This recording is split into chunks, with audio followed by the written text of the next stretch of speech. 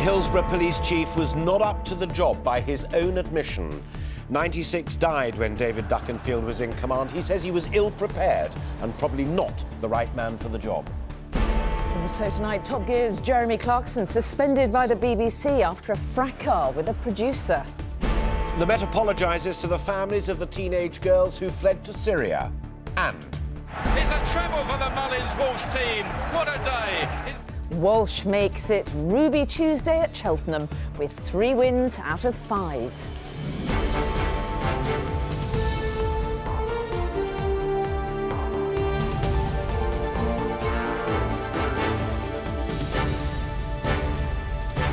This is ITV News at 6:30 with Alistair Stewart and Mary Nightingale.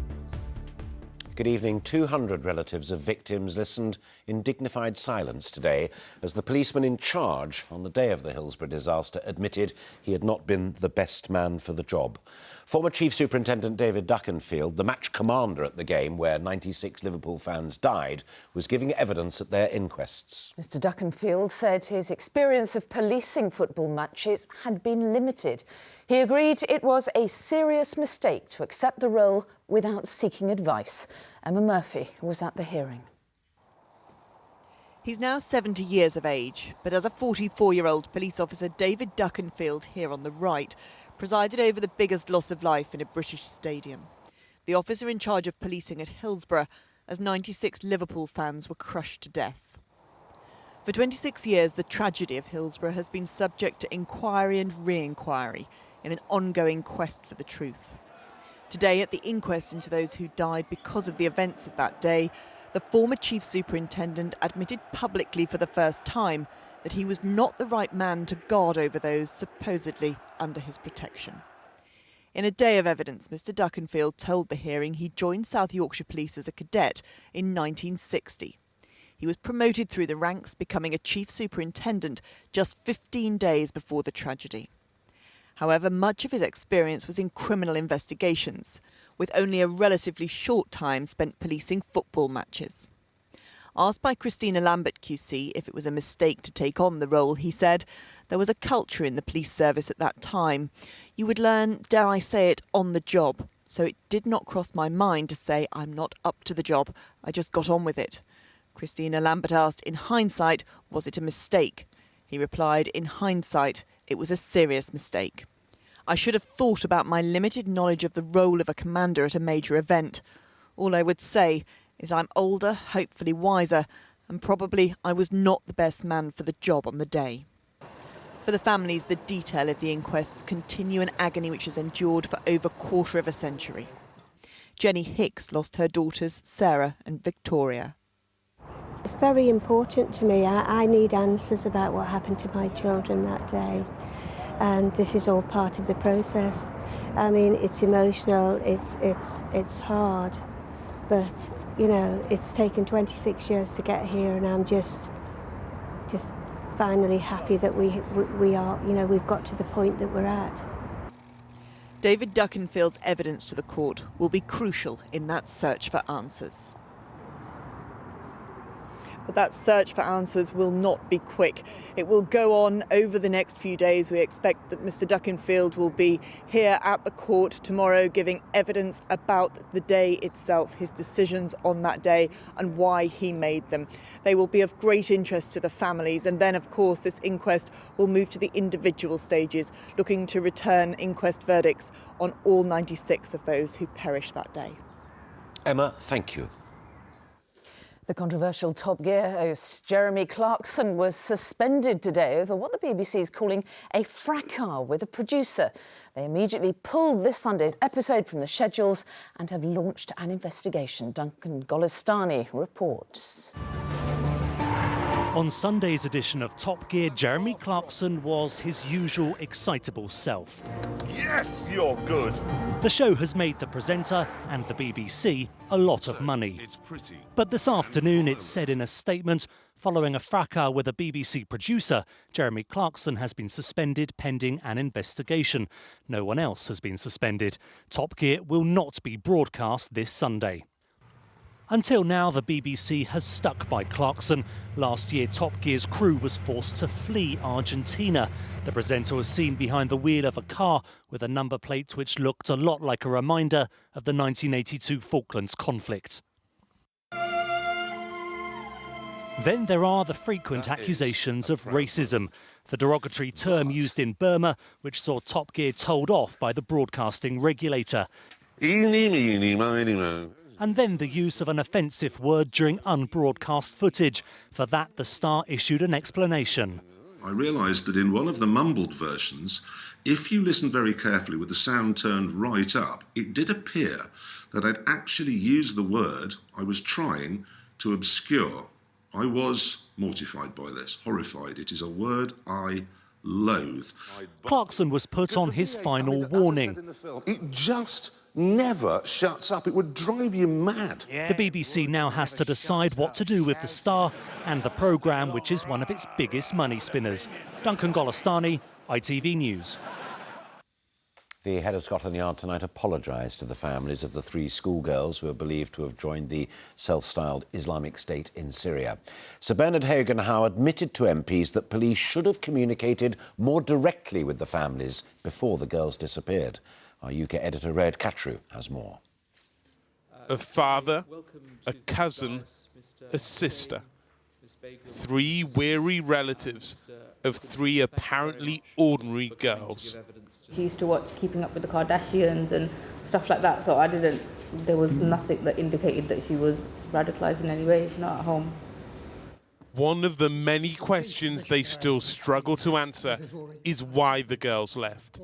In my view, it could be, because they just wanted to see their friend or, just have some form of contact. We don't know. That friend was a classmate who went to Syria last year. As we reported on Friday, the police wrote to parents to tell them, but the 3 girls were able to intercept the letters before running away. Today, an apology from the Metropolitan Police. I'm sorry that they're in that situation. I'm also sorry that, the letter that we intended to get to them didn't get through. Because clearly that failed. It was intended for them and it failed, and for that, of course, we're sorry. A travel checklist using the girls' initials was found in one of their bedrooms. It lists items needed for the journey, including underwear, a phone and makeup, and their travelling costs. Plane tickets are just over £1,000. The total cost, £2,190. Do we know, can you say, how the girls got that money? We think it's linked to theft from families. Sorry, could you repeat We think that? it's linked to taking jewellery from one of the families. But tonight, the families question that explanation. Value-wise, it's not something that she could have funded, for her trip. So that is not. I think the piece of jewellery she took, it's not even worth £150. Yeah. But they are grateful to receive an apology. Getting an apology means a lot because we now know that they've realised their mistakes, and in the future it won't happen with another family. Another family won't be put in the same situation that we've been put in. An apology is only the start. Of course, it's the girls that they really want. And one other revelation from the senior police officers giving evidence here today. They say there's no evidence that the girls have been involved in any terrorism activity, and so they wouldn't be arrested if they came back to the UK. No doubt their families hoping that that statement helps encourage them to return home. Rohit, thank you. Tributes are pouring in tonight for 8 French contestants in a TV reality show who were killed when their helicopters crashed mid-flight in Argentina. The 2 pilots also died. 3 of the victims were leading sports stars, including a London Olympic gold medalist. A warning, Martha Fairley's report begins with video footage of the collision. This is the horrifying moment filming for a tough new reality show turned to disaster. 2 helicopters carrying 3 French sports stars and their film crew collide just after takeoff. All 10 people on board were killed. A few minutes earlier, Florence Artaud, Camille Muffat and Alexis Vastine had been photographed preparing for their next challenge in Argentina's mountainous La Rioja province. Champion sailor Florence Artaud was known by friends as one who pushed the limits, winning the Route de Rome solo transatlantic yacht race in 1990. Now, that was winning in a man's world. It was quite a remarkable achievement. So she was highly respected, and from a personal point of view, I'd known her for 46 years. I was very fond of her. I mean, she was a friend, and a friend I valued. 25-year-old swimmer Camille Muffat won Olympic gold at London 2012. She and Olympic boxer Alexis Vestine also died in the accident. All three were taking part in the French version of the reality show Dropped, a survivalist programme where 8 celebrities race to find food and shelter. But now France is mourning 3 of its finest sports stars, while Argentine investigators search the burned-out wreckage to find what caused the worst accident in the history of reality TV. Martha Fairley, ITV News. Still to come on the programme, a special report how the Afghan conflict is still claiming victims long after the troops have come home. One mother had written on there, he could stand the sounds of gunfire no longer. And a ring returned and a wartime mystery solved 70 years on. That remarkable story and more after the break.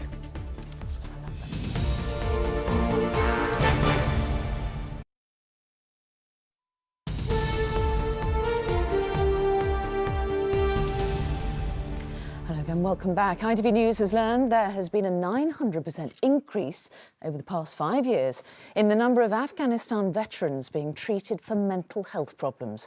Combat Stress says it's dealing with almost 1,000 former servicemen and women amid growing concern over whether or not traumatised veterans will continue to get help.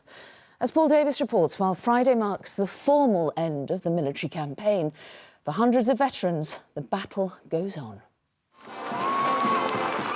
Troops may have come home from Afghanistan, but for some people, Afghanistan will never leave them.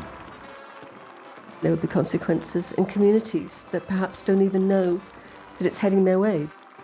I find it so dishonourable that they have not been given the right type of treatment. Yesterday, ITV News highlighted the case of Flight Lieutenant Michelle Sanderson, the first female RAF paramedic on the Afghan front line. Her life is now blighted by post-traumatic stress disorder, which has left her considering suicide. You just lose the person you once were, and resulting in that, you lose the people that you love. And sometimes you think, well, is it worth the fight? Simon Weston, who campaigns for better treatment for our veterans, says Michelle's story is shockingly common. I was looking at my Facebook feed just 2 days ago, and 2 separate incidents. They were talking about 2 20-some-odds that had taken their own lives. And one mother had written on there, he could stand the sounds of gunfire no longer. The military charity SAFA says its volunteers are increasingly helping ex-servicemen and women whose mental health has been affected by things they did and saw. And the charity's chief executive is anticipating a new surge of mental issues. Afghanistan might be off the front pages. The troops may have come home from Afghanistan, but for some people, Afghanistan will never leave them. While campaigners like Simon Weston say the MOD is letting down those who served and now suffer, officials here point to improved mental health facilities, but their own figures underline the challenge they face. Overall, within the military, there's been a 45% increase in cases like PTSD since 2007. And female members of the armed forces are more than twice as likely to suffer mental health problems as their male comrades. Michelle Sanderson has started a blog talking about her life with PTSD. The number of fellow veterans contacting her with their own tragic stories is a clue to the scale of this problem. You know, there's people that are suffering with it and not saying anything because they daren't, or they're embarrassed, or they're ashamed, and they're not getting help. Madeleine Moon sits on the Common Select Defence Committee. She sees the work the MOD has done in mental health care, but says it's not enough. The country is not prepared for what's ahead. I think we did some amazing stuff in Afghanistan, absolutely amazing stuff. And the people who served brilliantly. But there will continue to be consequences, and there will be consequences in communities that perhaps don't even know that it's heading their way. The conflict may be over, but the price is still being paid by those who carry their own battlefield in their heads. Paul Davis, ITV News. And if you or your family has been affected by PTSD after the Afghanistan conflict, please do get in touch via email to yourstory@itv.com.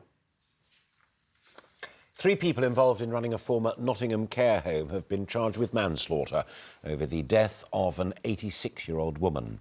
Ivy Atkin died after moving from the Autumn Grange care home in 2012. It closed down shortly before her death, following an investigation by the health watchdog. The actor Steve McFadden, who plays EastEnders hard man Phil Mitchell, told a court today he felt hunted like a fox by Mirror Group newspapers. Appearing as a witness, he also claimed Mirror articles destroyed the career of actress Lucy Taggart, who played his on-screen girlfriend, Lisa. And I name the ship Britannia. May God bless her and all who sail in her. The Queen has officially named P&O Cruises' new ship Britannia. It cost almost £500 million and has 15 decks. The Blue Ribbon event for horse racing's jump jockeys, the Cheltenham Festival, opened today. The focus was on the soon-to-retire champion jockey A.P. McCoy, but it was that wily Cheltenham campaigner Ruby Walsh who took the day's laurels and who provided the high drama of the day. Our sports correspondent Ian Payne was there. They came from everywhere for the festival's opening day. The haves arrived from the air. And what a beautiful day to welcome National Hunt Racing's biggest week. The big story was supposed to be jockey Tony McCoy in the green and gold in his last Cheltenham in the big race, the Champion Hurdle. But it wasn't to be his day. The Irish favourite Faugheen forging ahead to win comfortably. He's storming up the hill, this flying machine, and it's Faugheen from Arctic Fire, and Faugheen wins the champion. Jockey Ruby Walsh had won 3 races. One more and it would have been a record. In his next race, he was leading, approaching the last, when this happened. And Annie Power's going strongly. She's cruising along. Oh no, she's not! And she's down! Horse and rider were okay, but as his trainer acknowledged afterwards, that, as they say, is racing. It's sport in general, you know, it's like losing a game in the last minute in soccer or rugby, you know, try score the last minute. It's sport and it's what you put up with, it's what we put up with, it's why we like it. It's you win some, you lose some. The day, though, still belonged to the pair, but not to the bookmakers. It's been a pretty miserable day for the bookmakers. We flagged this up a long way out. It was all about Ruby Walsh. One of them has been beaten in Annie Power, but the damage was already done. Faugheen, Douvan, Underska, punters were absolutely in rapture. We got a little bit of respite with Annie Power being beaten, but it felt as if we were putting a plaster on an open wound. But a good day, therefore, for the punters. Did you make any money today, sir? I think a few quid, yeah. Did you? Was it a good day for the punters, do you think, rather than the bookies? I would have thought so, yes. Especially with all those Ruby Walsh winners. Absolutely. Willie Mullins, he couldn't do a thing wrong, could he? 1 day down, 3 to go. Yeah, 3 more days to go, and if they're anything like today, we're in for great entertainment, both on the course and off it, because that's part of the Cheltenham experience. People are making their way home now. Tony McCoy will be hoping for better things as this week goes on. As far as the weather's concerned, we can't hope for better. Beautiful, beautiful day today. Rest of the week, iffy. And the big one's still to come. Ian, thank you. And finally, in a touching ceremony, a long-lost wedding ring belonging to a missing World War II pilot was placed on the finger of his 92-year-old sister. The ring was found on a remote hillside in Albania among the debris from the pilot's crashed bomber. As Ben Chapman reports, it was kept safely for 70 years in the hopes it would one day be reclaimed. 7 decades after it was lost alongside her brother, his last surviving possession is returned to Dorothy Webster. A simple band of gold that became a key in revealing what happened to him. 70 years, we can't believe that we're here today celebrating this. After all this time we've waited. She was in her early 20s when her older brother, Flight Sergeant John Thompson, disappeared. He was one of 7 crew aboard a Halifax bomber, dropping supplies to resistance fighters in the Second World War. But it crashed in the mountains of Albania, and its fate long remained a mystery. After the war, John Thompson's name was inscribed on the memorial close to where he lived in the Derbyshire Dales. For decades, nobody knew what happened to him. His parents would leave the doors of their house unlocked in case he should return. But all along, a wedding ring bearing the name of John and his wife held the vital clue. Found in the mountains by a local man, whose son then passed it to the British Embassy, who tracked down its rightful owner. For all these years, it's been a story of loss. Never imagined we could find anything. But now we have the ring. We now know almost everything that happened. We know where John is, you know, over there in the mountain. Dorothy wishes her parents could have learned what she now knows, but is comforted that a little bit of her brother is finally returning home. Ben Chapman, ITV News, Derbyshire. Now here's what's on at 10. On tonight's programme, Hillary Clinton's private emails. The woman who would be president talks about her controversial use of her own email account for government business. And Sarah Brightman on training for space and what she wants to do up there. I would like to, sing something from space. Those stories and more at 10. Julie later from us. Bye-bye. Bye-bye.